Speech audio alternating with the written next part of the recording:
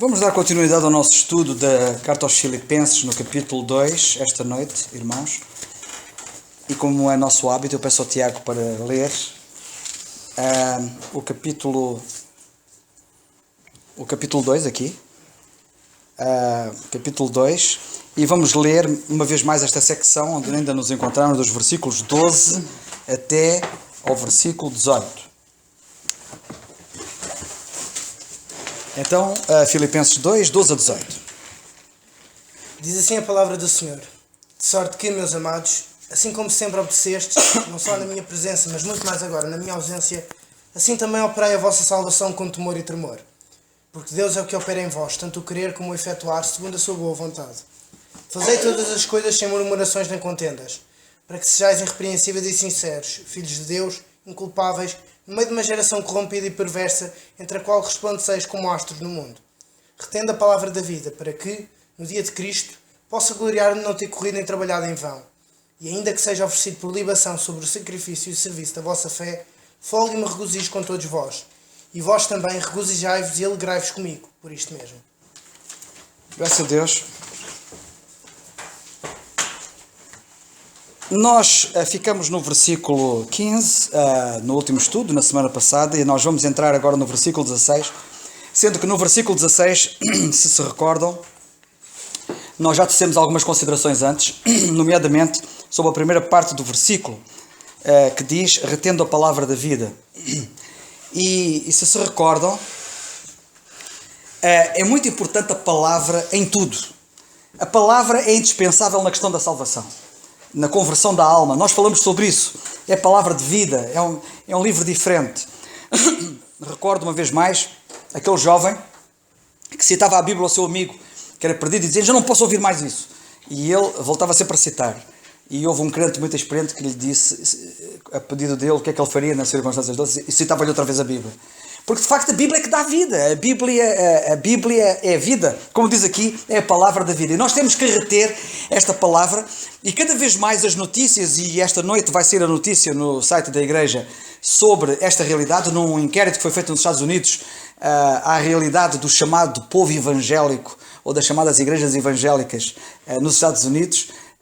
10 pontos que se notabilizaram de características de mudanças que aconteceram nestes últimos anos e que têm caracterizado o movimento evangélico, particularmente nos Estados Unidos.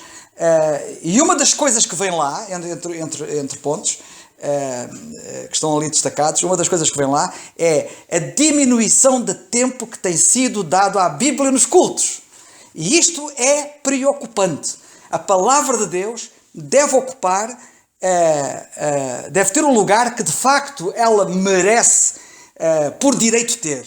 E não se pode relegar a palavra de Deus para uns meros minutos, sendo que a palavra de Deus é chave para tudo. Para tudo, para tudo. Aliás, não é por acaso quando houve o reavivamento no tempo de Esdras, ele começou a ler a palavra de Deus ao povo, desde manhã, desde o nascer do sol até ao meio-dia. Quer dizer, foram ali muitas horas com o povo de pé a ouvir a palavra de Deus. E ainda hoje, em muitos sítios no mundo, as pessoas ouvem a palavra de Deus durante horas a fio, em pé. Hoje, os ocidentais, de uma forma geral, são muito comodistas e gostam muito de ouvir a palavra de Deus sentados, e além de estarem sentados, querem que não seja muito tempo. Há qualquer coisa que não bate certo aqui nesta matéria. Isto é preocupante. Eu quero que vocês não se esqueçam que a questão da religiosidade que se abateu sobre a Igreja Católica, ela está-se a abater sobre a chamada Igreja Protestante. E hoje em dia, muitos protestantes, ou evangélicos, como lhes queiram chamar, não são diferentes dos católicos. É exatamente a mesma coisa, sem entrar nem pôr. Há umas diferençazinhas entre uns e outros, mas no fundo são uma série de indivíduos perdidos. Estão aí perdidos. Pregadores perdidos a falarem a pessoas perdidas, e é este o quadro que nós estamos a assistir. E eu tive a ocasião de dizer que nós temos que reter a palavra. Nós temos que retê-la. Porque há alguém que não quer que ela seja retida. E o conselho que Paulo dá aos crentes de Filipos é: vocês têm que reter a palavra. E é o nosso relacionamento com a palavra e um relacionamento íntimo com a palavra que nos conduz ao sítio certo em que nós devemos estar, nomeadamente na questão da humildade. Mas não apenas na questão da humildade, mas em todas as questões da vida cristã. E, portanto, se nós quisermos triunfar, se quisermos vencer, temos que reter esta palavra. Não podemos abrir mão dela. Não podemos abrir mão dela para nada. Nós temos que retê-la, segurá-la. Segurá-la como um tesouro, segurá-la como uma porção preciosa que de facto ela é. Bem, eu tive a ocasião de dizer, não vou repisar aquilo que já foi dito então sobre essa matéria, mas eu na altura incidi bastante a questão sobre o perdido e como a palavra de Deus de facto gera vida no perdido. Ela é comparada à semente que é lançada à terra e que, caindo nos corações dos homens, como a semente cai à terra, produz e gera vida, neste caso no coração do homem, como a semente que gera vida na terra. Foi o Senhor Jesus Cristo que falou acerca disso. E, portanto, é muito importante termos a noção de que este livro tem uma força poderosíssima. Tem uma força poderosíssima. E eu ainda há bocado falava-vos lá na questão do serviço, aquilo que me aconteceu hoje, e eu depois até estava a refletir e estava a pensar em dizer à pessoa que eu me referi que tem dificuldades, e a pessoa acha que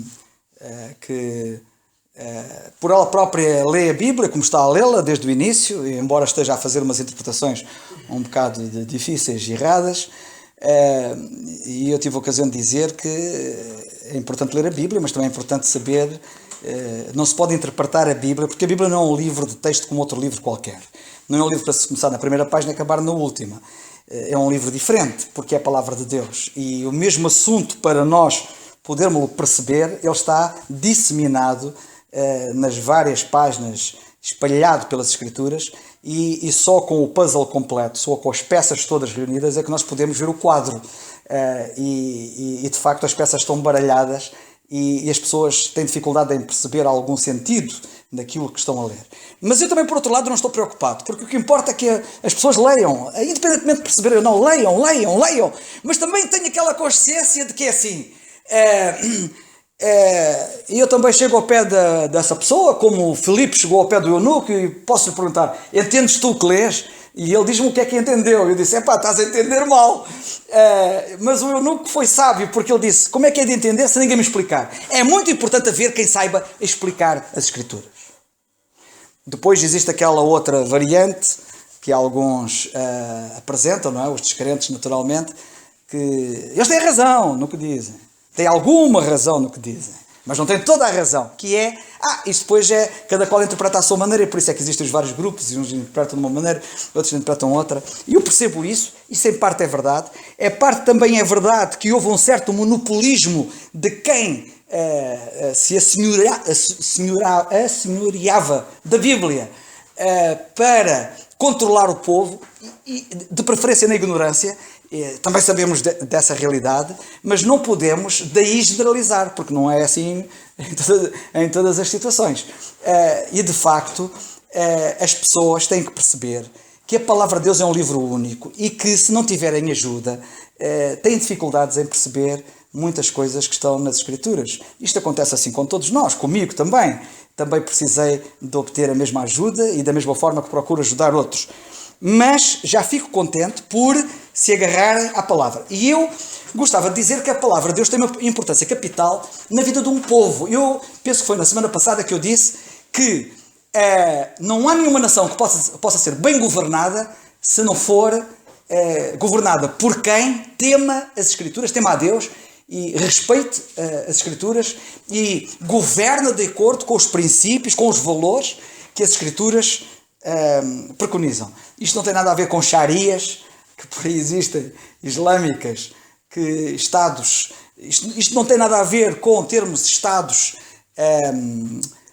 teocráticos, não é isso, mas tem a ver com o facto de que, sendo as pessoas laicas e governando para o povo, devem perceber, sem entrar em loucuras nem extremismos, devem perceber que há valores que estão nas Escrituras que são muito importantes para que haja equilíbrio a nível pessoal e a nível de um país.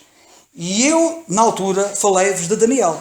E disse, Daniel, para mim, é um exemplo típico. Nós temos vários estadistas que surgiram ao longo da história e que se notabilizaram como um exemplo notório, por serem crentes e por amarem as Escrituras. E coisas admiráveis que eles disseram sobre as Escrituras. E estou-me a recordar, por exemplo,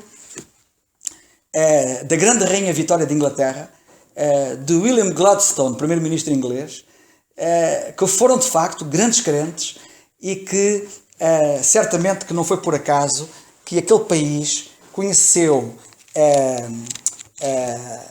o esplendor que conheceu no passado por virtude da influência de pessoas, de personalidades deste tipo, que não fizeram mal a ninguém, que não ficaram na história referidos como sendo alguém que fizesse mal a alguém, antes pelo contrário, e que ficaram na história como sendo grandes estadistas e vieram crentes.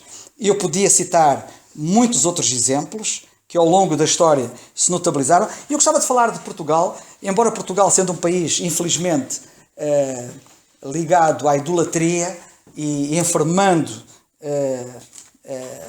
dos ensinos de uma igreja idólatra, contudo, houve personalidades neste país que perceberam a importância das Escrituras. E uma dessas personagens, entre outras, que percebeu a importância das Escrituras, há um que é aqui o nosso vizinho, que foi o Grande Bocage, não é?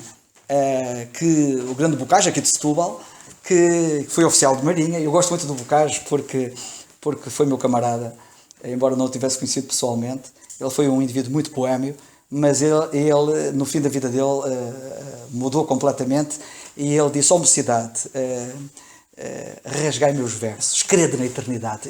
E até rima. Ele disse, mocidade, rasgai meus versos, crede na eternidade. Eu gosto muito desse poema dele, que é fantástico. Tenho pena que, infelizmente, às vezes nas escolas, e lá está, quem governa não sabe governar, e o governar passa pelo governo das escolas também, dão textos de literatura do Bocage, e nunca vi este texto ser apresentado, assim como outros textos do Camões, que grande figura nacional, como vocês sabem, para quem a palavra de Deus tem uma importância capital.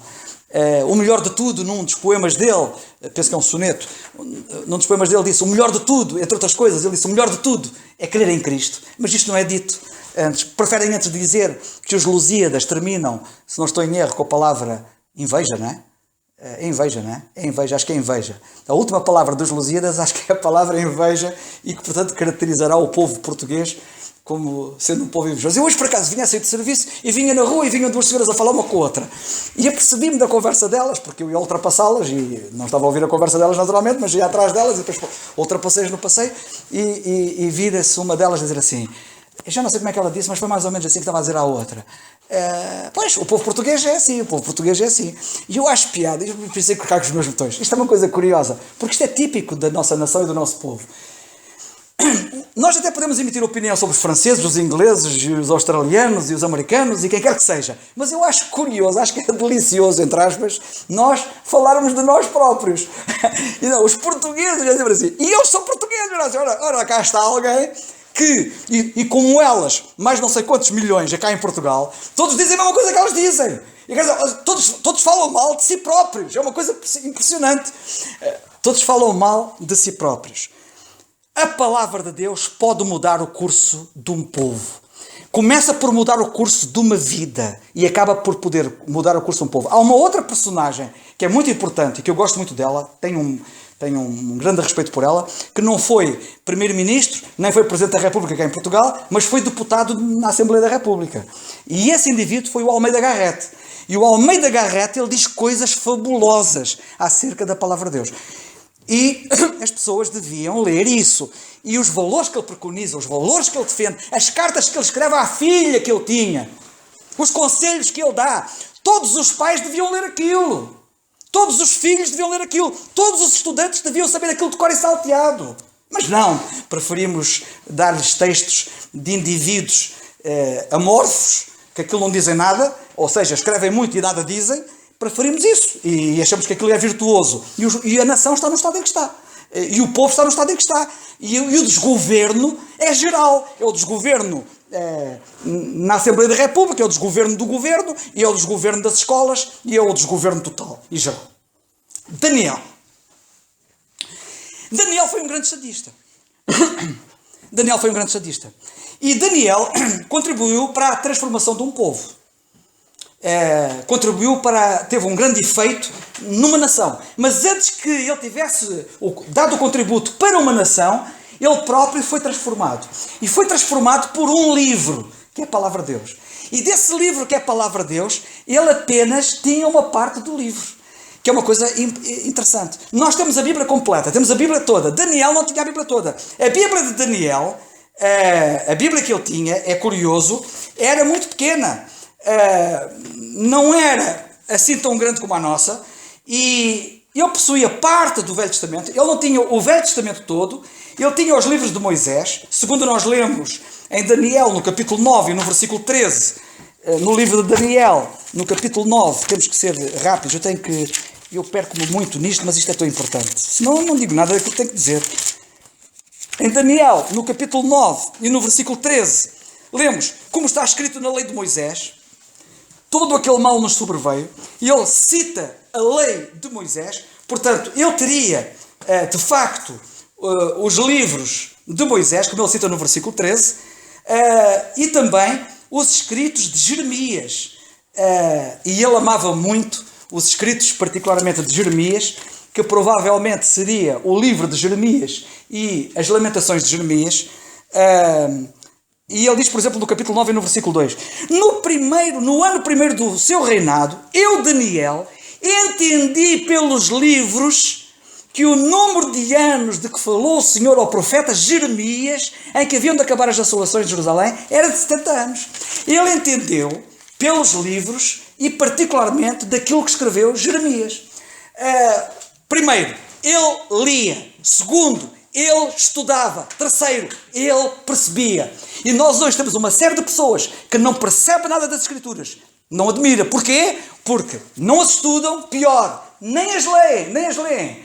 É impossível nós compreendermos as Escrituras se nós não estudarmos as Escrituras. E se nós, a montante disso, não lermos as Escrituras. Portanto, nós temos que começar por ler as Escrituras. Sermos os homens e as mulheres da Bíblia, da Palavra, que nos relacionamos com a Palavra. E tem que mudar este paradigma. Este paradigma de sair de casa, ir sem Bíblia para o trabalho, e de ir sem Bíblia para a rua, tem que acabar.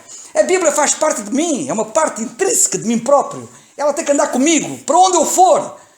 Era impensável aqui há uns anos atrás alguém sair e não levasse a Bíblia consigo. E hoje ninguém quer levar a Bíblia consigo. E hoje até há maneiras tão mais fáceis de levar a Bíblia consigo.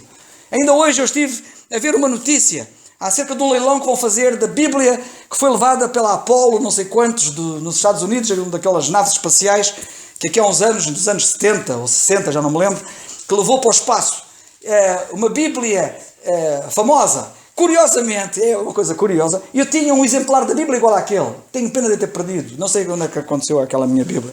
É uma Bíblia super pequena. A Bíblia, na altura dizia-se que era a Bíblia mais pequena do mundo.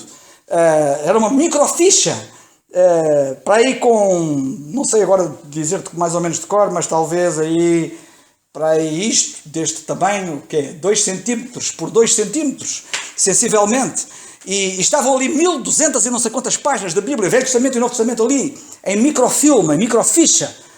Só podia ser lido com aparelhos próprios para ler aquilo que nós tínhamos, por exemplo, ali na Marinha, nos serviços, na altura inicialmente serviços mecanográficos e depois serviços de informática, que eles tinham aparelhos onde se podia aquela microficha e com aquele tipo de microscópio podia ler as páginas e ler os escritos que lá estava, ler tudo, estava lá tudo escrito, exatamente como a gente lê a palavra de Deus aqui, está ali em microficha. E curiosamente o modelo, pelo menos que estava noticiado nos órgãos de comunicação social, é exatamente igual àquela que eu tinha. E acho que só no mundo inteiro só havia 1000 e não sei quantos exemplares, 500 e não sei quantos exemplares. E curiosamente quem me ofereceu aquela microficha foi um crente, se não estou em erro, se bem me lembro, quando eu estava na NATO em Oeiras, um crente americano que me ofereceu aquilo, se não estou em erro. E sei que me foi oferecida. E eu não sabia que tinha uma possibilidade tão grande nas minhas mãos, mas andava sempre com ela na minha carteira, sempre com ela na minha carteira. Eu de volta e meia, às vezes mostrava a alguns. Olha, vocês já ouviram a Bíblia mais pequena do mundo, é esta que está aqui. Mas não sei o que aconteceu àquela Bíblia, mas também isso não é importante. O que é importante é que Daniel tinha apenas um bocado daquele livro e aquele bocado ele dava valor àquele bocado. Ele valorizava aquele bocado. Ora, nós temos a Bíblia toda e não valorizamos nada dela. Não lhe damos a atenção e a importância que ela tem. Lendo-a, estudando-a para compreendê-la. E Daniel, particularmente, era assim. E é uma coisa curiosa que eu gostava de dizer, que tem sido sugerido por alguns, não sei se vocês sabem, que o autor do Salmo 119 foi Daniel. Há alguns que dizem que o autor do célebre Salmo 119, que é o maior salmo, o maior capítulo da Bíblia, que é dedicado à Bíblia, que é dedicado à palavra de Deus, todo ele, o Salmo 119, dizem muitos que foi Daniel o autor deste salmo. Eu não sei se ele foi o autor ou não, provavelmente se calhar até foi mesmo o autor do salmo, mas não me surpreenderia que ele tivesse sido o autor do salmo e dedicar o que dedicou, humanamente falando, claro que ele foi guiado pelo Senhor, a escrever aquele salmo, porque a palavra de Deus tinha de facto uma importância capital para ele. E vermos a estima que as Escrituras tinham, na verdade, para ele. Ele queria que a palavra de Deus era inspirada. Isto é muito importante. Há aqui detalhes, se nós fôssemos aqui a detalhar. Ele queria que a palavra de Deus era inspirada. E ele chama-lhes, por exemplo, no versículo 2, ele chama a palavra de Deus. No ano primeiro do seu reinado, eu, Daniel, entendi pelos livros que o número de anos de que falou o Senhor ao profeta Jeremias, em que haviam de acabar as desolações de José, o Senhor fala naquele livro. Ele tinha a consciência de que o Senhor fala neste livro. Era a palavra do Senhor. Ele tinha a noção clara que aquelas palavras tinham vindo da boca do Senhor. E nós lemos que toda a Escritura é divinamente inspirada. E Daniel cria nisso.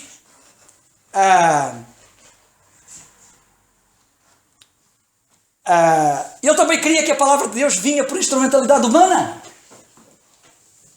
A palavra é a palavra do Senhor, mas ela vem por instrumentalidade humana. Ele diz que vem pela boca de Jeremias. E que foi escrita por ele. Como ele diz aqui no versículo 2, entendi pelos livros que o número de anos de que falou o Senhor ao profeta Jeremias. E que ele escreveu. E ele entendeu por aquilo que leu.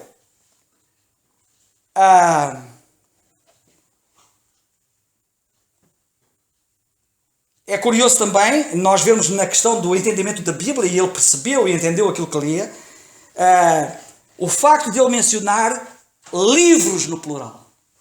O versículo diz no versículo 2, entendi pelos livros, plural, vários livros.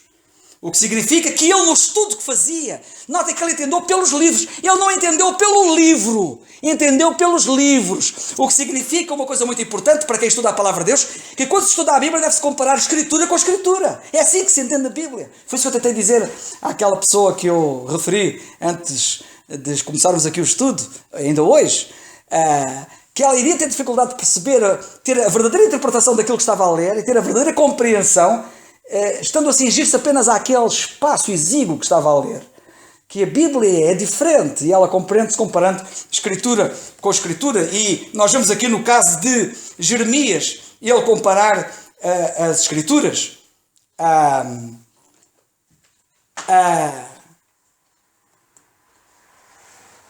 muitos que não leem a Bíblia.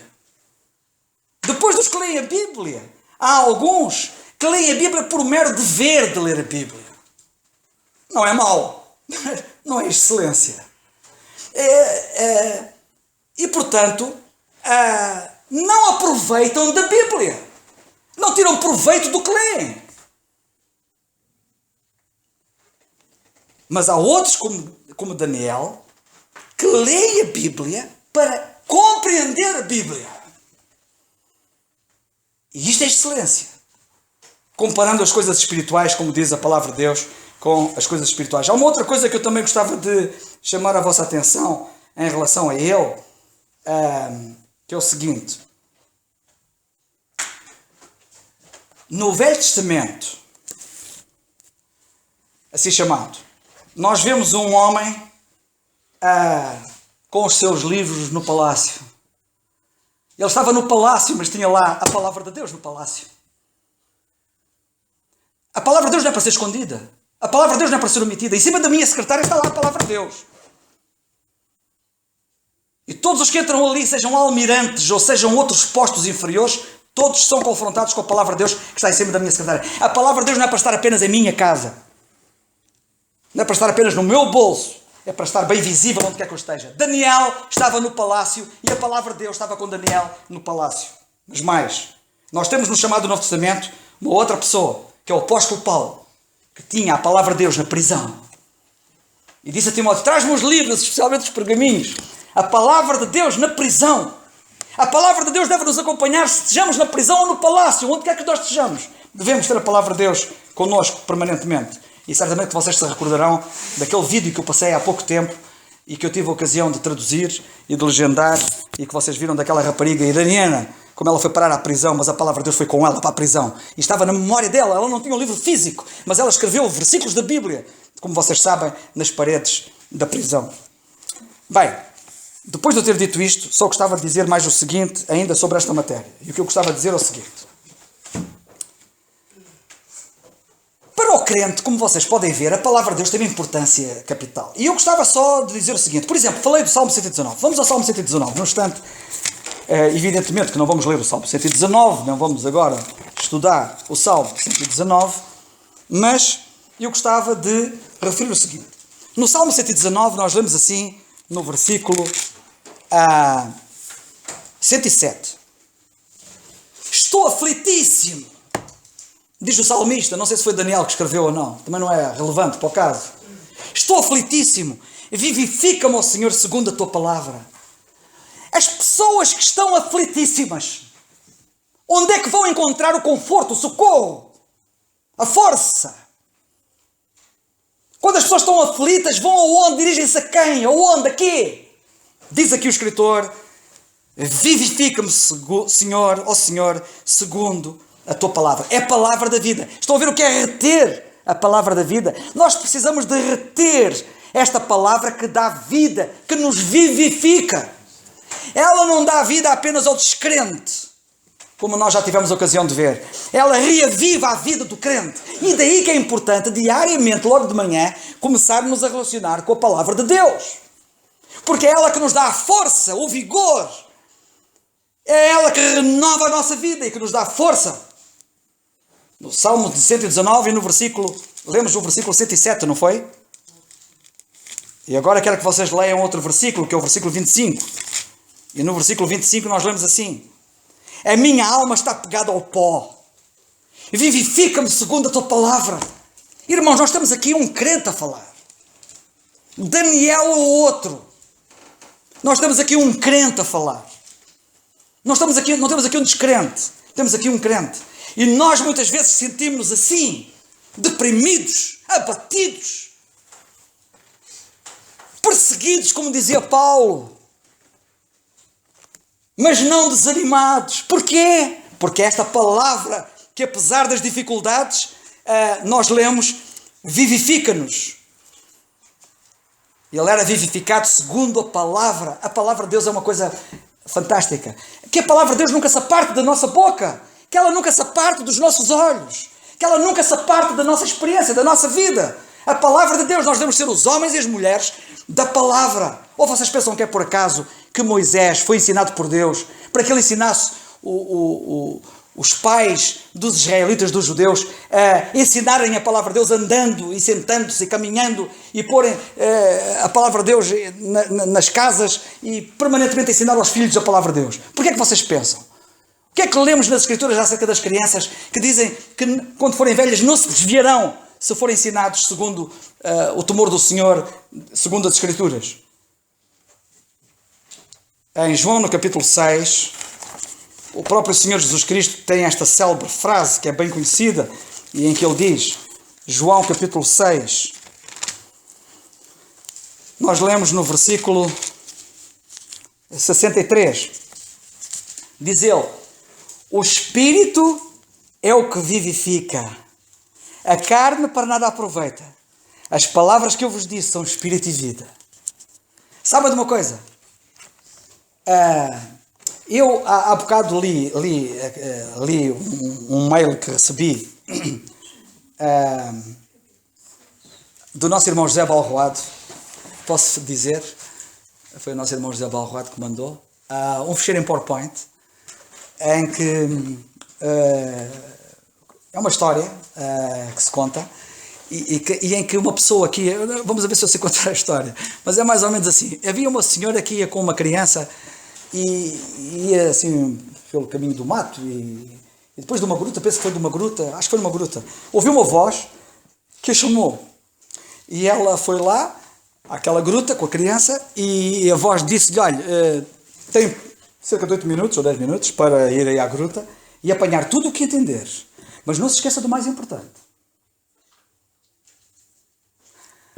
E ela ficou deslumbrada com o que viu dentro da gruta. Era ouro, prata, pedras preciosas, uma coisa impressionante. Ela começou no vestido, nos bolsos, em tudo que era sítio, meteu ouro, prata e tudo e não sei o quê, e estava toda carregada daquilo, e disse: olha, já só tenho 8 minutos, ou já só tenho não sei quanto tempo, mas não se esqueça do que é importante. E aquela voz estava-lhe sempre a dizer: pode levar tudo o que quiser, mas não se esqueça do que é importante, porque aquela porta que está ali depois fecha-se, quando chegar a hora aquela porta fecha-se e nunca mais se vai abrir. E quando chega mesmo ao limite, estava mesmo a chegar: olha, o tempo tem que sair já imediatamente, porque... E ela com as coisas todas e com o ouro e não sei o quê, e sai para fora, e a porta fechou. E quando ela chegou cá fora, lembrou-se da criança que ficou lá dentro. Ela esqueceu-se do que era mais importante.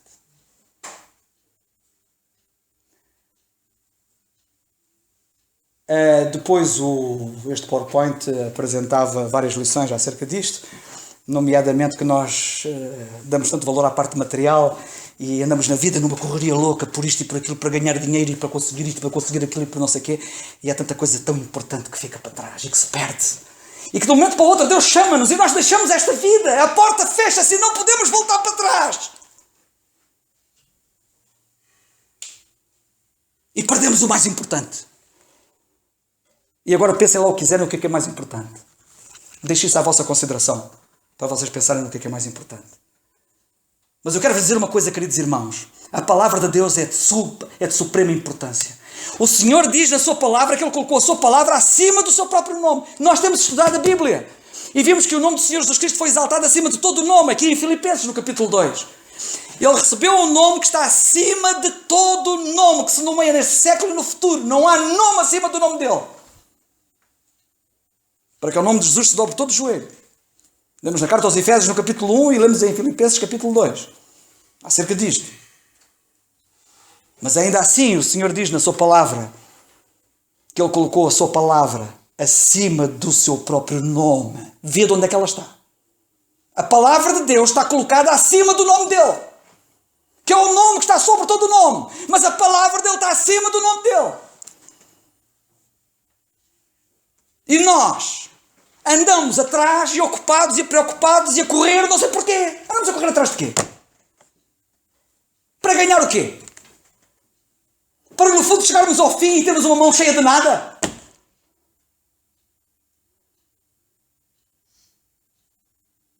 O que é que vamos fazer da palavra de Deus? A palavra de Deus aqui na carta aos Filipenses, se vocês repararem bem aqui no contexto, bem, o que eu queria falar hoje não falei, sabem? E eu queria tocar aqui nisto assim de repente.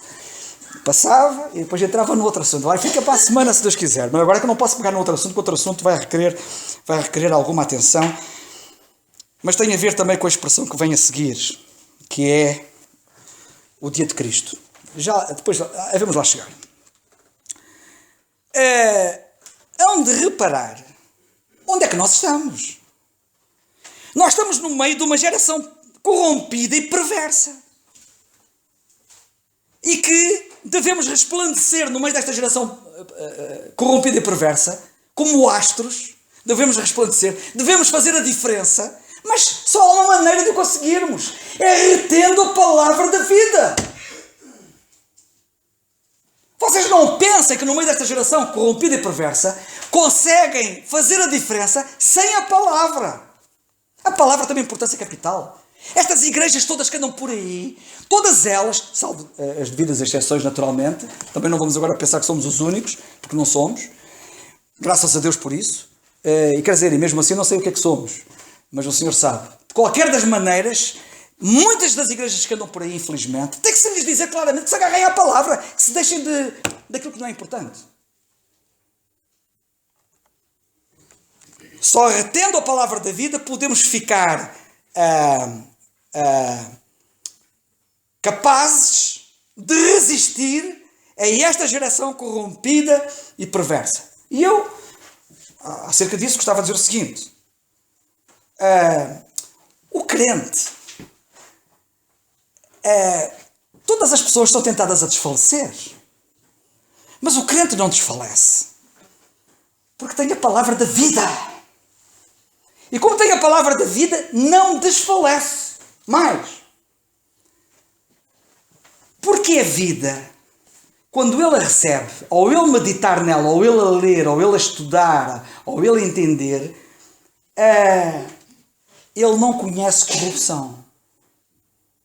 A corrupção só acontece naquilo que não tem vida. Só nos cadáveres que não têm vida é que há corrupção. Naquilo que tem vida não há corrupção. Nós precisamos estar agarrados à palavra de Deus e dar-lhe o devido valor para ficarmos isentos da corrupção. Da corrupção que graça no mundo. Nesta geração corrompida e perversa. Nós vamos ficar por aqui. Eu não vou falar mais acerca deste assunto. Se Deus quiser, nós depois vamos continuar para a semana. Posso-vos apenas dizer que para a semana, se Deus quiser, nós vamos falar sobre estes dias, um dos quais é aqui chamado o Dia de Cristo. E para a semana, se Deus quiser, vamos começar falando sobre o Dia do Homem. E vamos perceber o que é o Dia de Cristo, mas temos que falar sobre o Dia do Homem. E pronto, irmãos, que o Senhor nos ajude. E não é por muito falarmos também, mas se nós apreendermos estas verdades, já valeu a pena. E não se esqueçam do que é importante. O que é que vocês vão fazer com a palavra de Deus?